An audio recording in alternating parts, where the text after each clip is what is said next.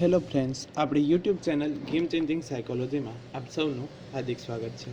આજના વિડીયોમાં આપણે પ્રોબેશન ઓફિસર, ચીફ ઓફિસર તેમજ અન્ય સરકારી પરીક્ષાઓ જેમ કે ટેટ, ટાટ અને પીએસઆઈમાં મનોવિજ્ઞાનના પ્રશ્નો પૂછાય છે. તો હાલમાં જાહેર કરવામાં આવેલ પ્રોબેશન ઓફિસર અંગેના જે નવો અભ્યાસક્રમ છે તો એ અંગે આપણે મનોવિજ્ઞાનના જે અગત્યના પ્રશ્ન છે તો એની ચર્ચા કરીશું. તો આજના વિડીયોમાં પ્રત્યક્ષીકરણ અંગેના અગત્યના એમસીક્યુ જે છે તો એનો વિડીયો આપણે જોશું. વિડીયો નંબર 3, પાર્ટ નંબર 3 છે. ફર્સ્ટ વિડીયો જે હતો એમાં પ્રત્યક્ષીકરણનો અર્થ શું થાય છે અને પ્રત્યક્ષીકરણના સંગઠનના નિયમો ડીપમાં ચર્ચા કરી હતી. ત્યારબાદ 2 વિડીયો એમસીક્યુના હતા. હવે આ વિડીયો 3જા નંબરનો છે. તો ખૂબ જ અગત્યના પ્રશ્ન છે જે તમને પરીક્ષામાં ઉપયોગી સાબિત થઈ શકે છે અને જે વિદ્યાર્થીઓનું મનોવિજ્ઞાન છે એવા વિદ્યાર્થીઓને યુજીસી નેટ અને જીસેટની પરીક્ષામાં પણ અગત્યના જે પ્રશ્ન કહી શકાય એવા પ્રશ્નની આજે આપણે આ વિડીયોમાં ચર્ચા કરીશું. તો સૌપ્રથમ પ્રશ્ન છે, જ્યારે બનસ્વિક ગુણોત્તર 1 કરતાં વધુ હોય ત્યારે કયા પ્રકારના ઉજ્જવળતા સાતત્યની સ્થિતિ હોઈ શકે છે? ઓપ્શન એ અતિ સાતત્ય, ઓપ્શન બી ન્યૂન સાતત્ય, ઓપ્શન સી પૂર્ણ સાતત્ય અને ઓપ્શન ડી અપૂર્ણ સાતત્ય. તો સાચો જવાબ આવશે ઓપ્શન એ અતિ સાતત્ય કહેવામાં આવે છે. એટલે કે બનસ્વિક ગુણોત્તર 1 કરતાં વધુ હોય ત્યારે જે પ્રકારના ઉજ્જવળતા સાતત્યની સ્થિતિ હોય એને અતિ સાતત્ય કહેવામાં આવે છે. ત્યાર પછીનો પ્રશ્ન છે, કયા મનોવૈજ્ઞાનિકના મત મુજબ કદ સાતત્યનું કારણ પ્રત્યક્ષીકરણ કરવામાં આવતી વસ્તુની સપાટી તથા વસ્તુની પશ્ચાત ભૂમિકાની સપાટી એમ બંનેમાં એક સાથે થતું પરિવર્તન છે? કે કયા મનોવૈજ્ઞાનિકના મતે કદ સાતત્ય, જે આપણે ડીપમાં જે થિયરીનો વિડીયો જોયો હતો એમાં પણ આવતું હતું કદ સાતત્ય, તો કયા મનોવૈજ્ઞાનિકના મતે કદ સાતત્યનું કારણ પ્રત્યક્ષીકરણ કરવામાં આવતી વસ્તુની સપાટી તથા વસ્તુની પશ્ચાત ભૂમિકાની સપાટી એમ બંનેમાં એક સાથે થતું પરિવર્તન છે? Option A Holway, option B Boring, option C Gibson અને ઓપ્શન ડી વર્ધીમર. તો સાચો જવાબ આવે છે ઓપ્શન સી. ગિબ્સનના મતે કદ સાતત્યનું પ્રત્યક્ષીકરણ કરવામાં આવતી વસ્તુની સપાટી તથા વસ્તુની પશ્ચાત ભૂમિકાની સપાટી એમ બંનેમાં એક સાથે પરિવર્તન આવે છે. ત્યાર પછીનો પ્રશ્ન છે, નીચેનામાંથી કયું પ્રત્યક્ષીકરણ સાતત્ય વસ્તુઓના ગુણ સાથે સંબંધિત છે? એટલે કે કયું પ્રત્યક્ષીકૃત સાતત્ય વસ્તુના ગુણ સાથે સંબંધિત સાતત્ય છે? ઓપ્શન એ ઉજ્જવળતા સાતત્ય, ઓપ્શન બી કદ સાતત્ય, ઓપ્શન સી આકાર સાતત્ય અને ઓપ્શન ડી ગતિ સાતત્ય. હવે જે ઓપ્શન આપવામાં આવ્યા છે તો વસ્તુના ગુણ સાથે સંબંધિત છે. તો વસ્તુના ગુણ સાથે સંબંધિત શું આવશે? સાચો જવાબ આવશે ઓપ્શન એ ઉજ્જવળતા સાતત્ય જે છે એ વસ્તુના ગુણ સાથે સંબંધિત છે. તો આ પણ અગત્યનો પ્રશ્ન છે. ત્યાર પછીનો પ્રશ્ન છે, ખોટા ખ્યાલો કે જેના વિરોધમાં પુરાવો મળે છતાં વ્યક્તિ પોતાના ખ્યાલો બદલવા કે તે ખ્યાલ ખોટા છે તેમ સ્વીકારવા તૈયાર હોતી નથી, તેને શું કહેવામાં આવે છે? એટલે કે વ્યક્તિના વિચારો યા મનોવલણ પૂર્વગ્રહ એવા હોય છે કે જેના વિરોધમાં પુરાવો મળે છતાં વ્યક્તિ પોતાના ખ્યાલો બદલવા કે તે ખ્યાલો ખોટા છે એમ સ્વીકારવા તૈયાર હોતી નથી, તેને શું કહેવામાં આવે છે? ઓપ્શન એ માન્યતા, ઓપ્શન બી ભ્રમ, ઓપ્શન સી મતિભ્રમ, ઓપ્શન ડી વિભ્રમ. તો સાચો જવાબ આવે છે મતિભ્રમ કહેવામાં આવે છે. એટલે કે વ્યક્તિના વિચારો એને કહેવામાં આવે છે કે આ વિચારો ખોટા છે, માન્યતાઓ ખોટી છે, છતાં પણ એ સ્વીકારવા તૈયાર નથી, તો એને શું કહેવામાં આવે છે? મતિભ્રમ તરીકે ઓળખવામાં આવે છે. ત્યાર પછીનો પ્રશ્ન છે, નીચેનામાંથી પ્રત્યક્ષીકરણની કઈ પ્રક્રિયા સંપૂર્ણ વ્યક્તિગત હોઈ શકે છે?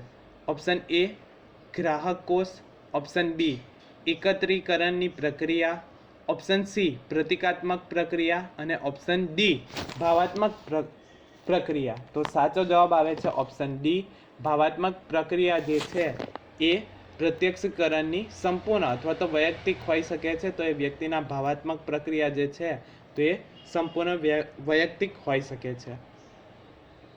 ત્યાર પછીનો પ્રશ્ન છે, આપણા મિત્રની માતાને જોઈને આપણી માતા યાદ આવે તેને પ્રત્યક્ષીકરણની કઈ પ્રક્રિયા કહેવામાં આવે છે? ઓપ્શન એ ગ્રાહક કોષ, ઓપ્શન બી એકત્રીકરણની પ્રક્રિયા, ઓપ્શન સી પ્રતિકાત્મક પ્રક્રિયા અને ઓપ્શન ડી સંબંધની પ્રક્રિયા. તો આપણા મિત્રને માતાને જોઈને આપણી માતા યાદ આવે તો તેને પ્રત્યક્ષીકરણની કઈ પ્રક્રિયા કહેવામાં આવે છે? તો સાચો જવાબ આવે છે ઓપ્શન સી પ્રતિકાત્મક પ્રક્રિયા કહેવામાં આવે છે. ત્યાર પછીનો પ્રશ્ન છે, ખૂબ જ અગત્યનો પ્રશ્ન છે. કઈ પ્રક્રિયા પ્રત્યક્ષીકરણની પ્રક્રિયાને તેના ઉચિત ક્રમમાં દર્શાવે છે? એટલે કે આપણે સ્ટેપ બાય સ્ટેપ કઈ પ્રક્રિયા જે છે એના કારણે પ્રત્યક્ષીકરણ પોસિબલ થાય છે. ઓપ્શન એ ઉદ્દીપક, સંવેદન, પ્રત્યક્ષીકરણ અને અર્થઘટન. ઓપ્શન બી ઉદ્દીપક, અર્થઘટન, સંવેદન અને પ્રત્યક્ષીકરણ. ઓપ્શન સી ઉદ્દીપક, સંવેદન, અર્થઘટન અને પ્રત્યક્ષીકરણ અને ઓપ્શન ડી સંવેદન, ઉદ્દીપક, અર્થઘટન અને પ્રત્યક્ષીકરણ. તો આપણે થિયરીમાં જે ડીપમાં વિડીયો બનાવ્યો હતો એમાં પણ આ સ્ટેપ હતા. જો તમે એ ન જોયો હોય તો જોઈ લેવા વિનંતી. તો સાચો જવાબ આવે છે ઓપ્શન સી. એટલે કે ફર્સ્ટ આપણે ઉદ્દીપક જોઈએ છીએ, એટલે કે કોઈ ઉદ્દીપક હોય છે એ, પછી એ ઉદ્દીપકનું આપણને સંવેદન થાય છે. સંવેદન કઈ રીતે થશે? તો 5 જ્ઞાનેન્દ્રિય દ્વારા આપણને સંવેદન થશે, આંખ, કાન, નાક, જીભ અને ત્વચા દ્વારા. હવે સંવેદન થશે પછી આપણે એનું અર્થઘટન કરીશું કે આ વસ્તુ યા વ્યક્તિ કઈ છે અને પછી આપણે પ્રત્યક્ષીકરણ કરીશું. તો આ અગત્યનો પ્રશ્ન છે. સ્ટેપ તમારે યાદ રાખવાનું છે. સૌપ્રથમ ઉદ્દીપક હશે, ઉદ્દીપકનું આપણને સંવેદન થશે. સંવેદન કઈ રીતે થશે? તો 5 જ્ઞાનેન્દ્રિય દ્વારા એનું સંવેદન થશે, મગજને સંદેશો મળશે, પછી આપણે એનું અર્થઘટન કરીશું અને પછી આપણે પ્રત્યક્ષીકરણ કરીશું. ત્યાર પછીનો પ્રશ્ન છે, જ્યારે દ્રષ્ટિ ક્ષેત્રમાં રહેલા ઉદ્દીપકોની ભૌતિક ઉર્જા સમાન રીતે વિપરીત હોય તો કયા પ્રકારની ઘટનાનું નિર્માણ થશે? Option A phi phenomenon, option B Ganzfeld, option C stroboscopic અસર અને ઓપ્શન ડી રૂપરેખા. તો સાચો જવાબ આવે છે ઓપ્શન બી ગેન્સફેલ ઇફેક્ટ થશે. એટલે કે જ્યારે દ્રષ્ટિ ક્ષેત્રમાં રહેલા ઉદ્દીપકોની ભૌતિક ઉર્જા સમાન રીતે વિતરિત હોય ત્યારે જે પ્રકારની ઘટનાનું નિર્માણ થાય છે એને ગેન્સફેલ ઘટના કહેવામાં આવે છે. ફી ફેનોમેનન ઘટના આપણે જોઈ હતી બલ્બની, કે એક બલ્બ ચાલુ કરવામાં આવે છે પછી થોડી સેકન્ડ પછી બીજો બલ્બ શરૂ કરવામાં આવે છે તો આપણને એવું લાગે છે કે બલ્બ ગતિ કરી રહ્યા છે. ત્યાર પછીનો પ્રશ્ન છે, વ્યુત્ક્રાયમય આકૃતિ પ્રત્યક્ષીકરણને સમષ્ટિવાદી કઈ ઘટના દ્વારા સમજાવવાનો પ્રયત્ન કરે છે? આ પણ આપણે થિયરીના વિડીયોમાં જોયું હતું. ઓપ્શન એ સંતૃપ્તિની ઘટના, ઓપ્શન બી ફી ફેનોમેનન ઘટના, ઓપ્શન સી સ્ટ્રોબોસ્કોપિક અસર અને ઓપ્શન ડી પૃષ્ઠભૂમિ અસર. તો સાચો જવાબ આવશે ઓપ્શન એ સંતૃપ્તિની ઘટના જે છે એ સમષ્ટિવાદી ઘટના દ્વારા સમજાવવાનો પ્રયત્ન કરે છે. હવે સમષ્ટિવાદી જે મનોવૈજ્ઞાનિકો છે તો કોહલર, કોફકા અને વર્ધીમર જાણીતા છે. તો એ પણ અગત્યનો પ્રશ્ન છે, ત્યાંથી પણ પૂછાઈ શકે છે. ત્રિપુટી તરીકે ઓળખાય છે. કોહલર, કોફકા અને વર્ધીમર સમષ્ટિવાદી સાથે સંકળાયેલા છે. ત્યાર પછીનો પ્રશ્ન છે,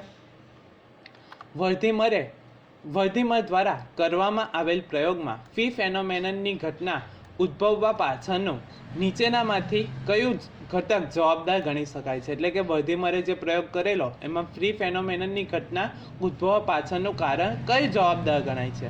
ઓપ્શન એ પ્રકાશની સમાન તીવ્રતા, ઓપ્શન બી ઉદ્દીપકની સ્થાન સમીપતા, ઓપ્શન સી પ્રકાશની સમય સમીપતા અને ઓપ્શન ડી આપેલ તમામ. તો સાચો જવાબ આવશે ઓપ્શન સી પ્રકાશની સમય સમીપતાના કારણે ફી ફેનોમેનનની ઘટના અથવા તો ફી ફેનોમેનન ઇફેક્ટ ઉદ્ભવે છે, જે આપણે બલ્બવાળું જોયું હતું.